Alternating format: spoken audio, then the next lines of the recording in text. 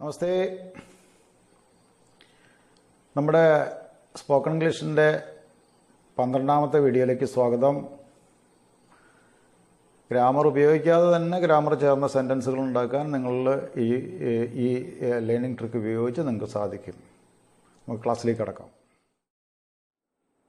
There is A bus coming എന്ന് പറഞ്ഞാൽ ഒരു ബസ് വരുന്നുണ്ട് എന്നർത്ഥം. അതിൽ എ ബസ് എന്നുള്ളത് എടുത്തു കളഞ്ഞാൽ ദർ ഈസ് കമ്മിങ് എന്നാകും. ആ ദർ ഈസ് കമ്മിങ്ങിനെ വരുന്നുണ്ട് എന്നർത്ഥം. ഈ അർത്ഥം പഠിച്ചു വയ്ക്കുക. ഇനി എന്ത് വരുന്നുണ്ട് എന്ന് പറയുമ്പോഴും നമുക്കിത് ഉപയോഗിക്കാം. ദർ ഈസ് ആദ്യം പറയണം, അതിനുശേഷം എന്താണോ വരുന്നത് അത് പറയുക, അതിൻ്റെ പേര് പറയുക.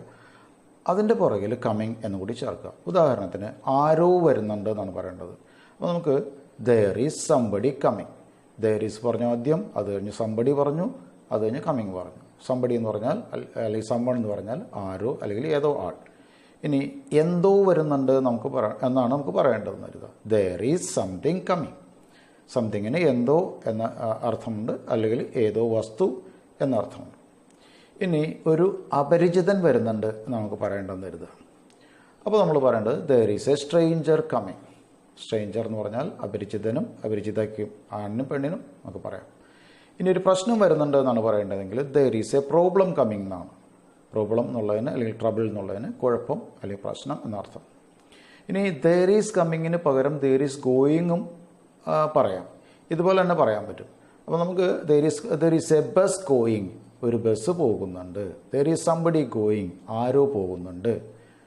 ഇനി ഇതുപോലെ തന്നെ നമുക്ക് സംഭവിക്കുന്ന കാര്യവും പറയാം. ദർ ഈസ് സംതിങ് ഹാപ്പനിങ്, എന്തോ സംഭവിക്കുന്നുണ്ട്.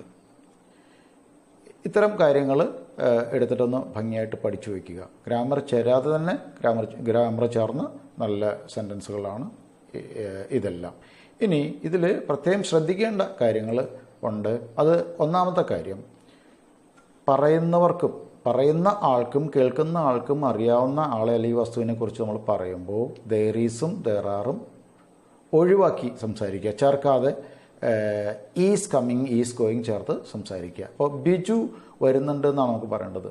ബിജു വരണ്ടെന്ന് പറയുമ്പോൾ നമുക്ക് പറയുന്ന ആൾക്കും കേൾക്കുന്ന ആൾക്കും ബിജുവിനെ അറിയാം, അതുകൊണ്ടാണ് അങ്ങനെ പറയുന്നത്. അപ്പോൾ അങ്ങനെ പറയുമ്പോൾ ദർ ഈസ് ബിജു കമ്മിങ് എന്നല്ല പറയേണ്ടത്, ബിജു ഈസ് കമ്മിങ് എന്നാണ് പറയേണ്ടത്.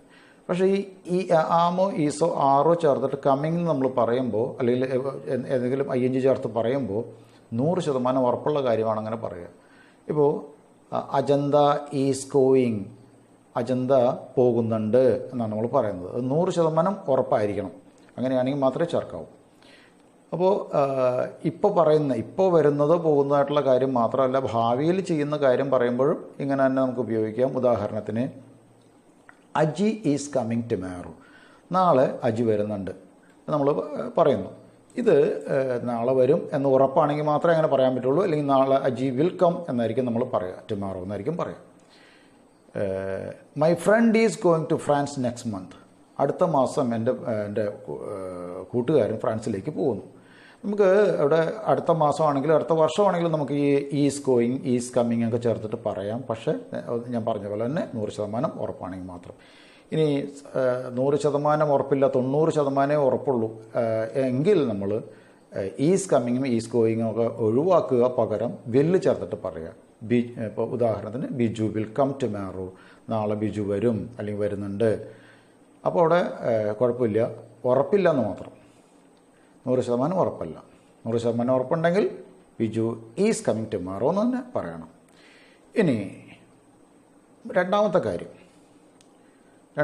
ശ്രദ്ധിക്കേണ്ട കാര്യം, ഒരെണ്ണത്തെക്കുറിച്ച് പറയുമ്പോഴാണ് നമ്മൾ ദർ ഈസ് ചേർക്കുക.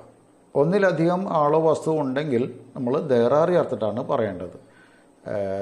ഉദാഹരണത്തിന് there are 2 cars coming, 2 car വരുന്നുണ്ട് അല്ലെങ്കിൽ 2 കാറുകൾ വരുന്നുണ്ട്. 2 കാറുകൾ എന്ന് വേണമെന്നില്ല, മലയാളത്തിൽ 2 കാറ് വരുന്നുണ്ടെന്ന് പറഞ്ഞാൽ മതി. അതുപോലെ തന്നെ വർത്തമാനത്തിൽ ഇംഗ്ലീഷിൽ വരുമ്പോൾ ദർ ആർ 2 കാർഡ്സ് എന്ന് തന്നെ വേണം നിർബന്ധമില്ല. ദർ ഈസ് 2 കാർഡ്സ് എന്ന് പറഞ്ഞാലും കുഴപ്പമൊന്നുമില്ല, ദർ ഈസ് 2 കാർഡ്സ് കമ്മിങ് എന്ന് പറഞ്ഞാലും കുഴപ്പമൊന്നുമില്ല. ശരിക്കും സാധാരണ ഇംഗ്ലീഷ് സംസാരിക്കുന്ന രാജ്യങ്ങളിലൊക്കെ ഇത് ഉപയോഗിക്കുന്നതാണ്. എങ്കിലും നമുക്ക് ഇവയെല്ലാം ഒഴിവാക്കിയിട്ട് കുറച്ചും കൂടി ഭംഗിയായിട്ട് പറയാം. എ ബസ് ഈസ് കമ്മിങ്, അവിടെ എ ബസ് ഈസ് കളയാം. A bus coming, somebody is coming എന്നുള്ളിടത്ത് സംബഡി കമ്മിങ് എന്നാക്കാം. സംതിങ് ഈസ് കമ്മിങ് എന്നുള്ളിടത്ത് നമുക്ക് സംതിങ് കമ്മിങ് എന്ന് പറയാം. അതൊക്കെ നമ്മൾ നേരത്തെ പഠിച്ചാണ്. എ സ്ട്രേഞ്ചർ ഈസ് കമ്മിങ് എന്ന് പറയുന്നിടത്ത് ഒരു അപരിചിതം വരുന്നുണ്ട് എന്ന് പറയുന്നിടത്ത് A stranger coming. A problem is coming എന്ന് പറയുന്നിടത്ത് എ പ്രോബ്ലം കമ്മിങ് തുടങ്ങിയ അപ്പോൾ നമുക്ക് പറയാം. നമ്മൾ നേരത്തെ പഠിച്ചതാണ്. അതൊക്കെ സംഭാഷണത്തിൽ ഉപയോഗിക്കാം. ഇനി ഇന്നത്തെ സ്പെഷ്യൽ സ്പോക്കൺ ഫ്രേസാണ്. ഒരാൾ അയാളുടെ കൂട്ടുകാരനോട് ചോദിക്കുന്നു, യുസോ സ്നേഹ, നീ സ്നേഹയെ കണ്ടോ എന്നാണ് ചോദിക്കുന്നത്. ശരിക്കും ചോദിക്കുന്നത് ഡിഡ് യു സീ സ്നേഹ എന്നായിരിക്കും. അത് നമ്മൾ വർത്തമാനമായതുകൊണ്ട് യുസോ സ്നേഹ എന്ന് ചോദിച്ചാൽ മതി. Yes she small but കുഡിൻ talk. ഞങ്ങളെ കണ്ടു, പക്ഷേ സംസാരിക്കാൻ പറ്റിയില്ല. മറ്റേ ആൾ ചോദിക്കുകയാണ്, ട്രൂ, സത്യമാണോ? Yeah true, look goose pimples still on my arms.